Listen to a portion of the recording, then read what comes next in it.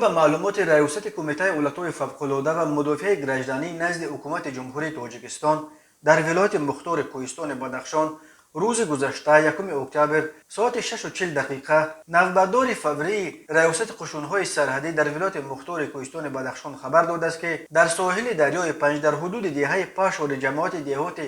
پرش نیونویه شغنان یک جسد نمایان است. امدادگران دسته مخصوص زودعمل نجات ریاست کمیته در ولایت مختار کوهستان بدخشان ساعت 6:53 دقیقه به جای حادثه سفر برگردیده تخمینا ساعت 7:15 دقیقه جسد را از ساحل دریای پنج برآورده به مقامات حفظ حقوق سپاریدند. معلوم گردید که آن جسد یک ساکن 51 ساله دهه